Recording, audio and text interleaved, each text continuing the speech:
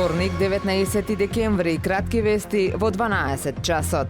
Граѓански организации и експерти бараат од председателот на Собранието на Република Македонија и пратениците повлекување на измени на законот со кој се легализираат дивоградби изградени до 31 декември 2022 година по скратена постапка. Со измените се дозволува да се легализираат објекти во заштитени подрачја, вклучително и во границите на УНЕСКО, светското природно и културно наследство во Охридскиот регион. Странски правни и физички лица можат да бидат баратели, а државно земјиште на кое се легализираат bespravно изградените објекти е предмет на откупување. Порачуваат во случај да не биде повлечен, пратениците да не го гласат овој штетен предлог закон, чија расправа е закажана на пленарната седница на 22 декември.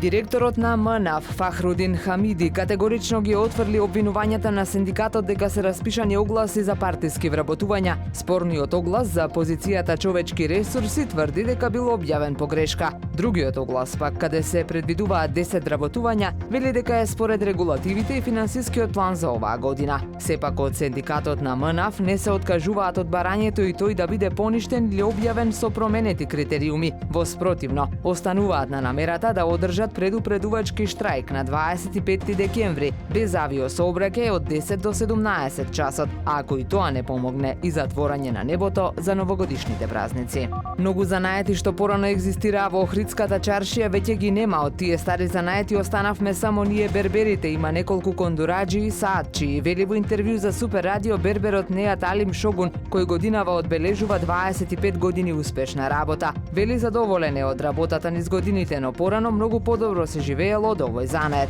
Конкретно за берберскиот занает вели дека веќе има недостаток од чираци. Тајните на берберскиот занает сега тој му ги пренесува и на синот Емин, со кого веќе неколку години спроведуваат хумана акција за бесплатно подстрижување на социјално ранливите категории граѓани. Времето денес сончево со умерена облачност, дува слаб до умерен северен ветер, максималната температура во Охрид до 10 степени. Повеќе информации на ohridpress.com.mk.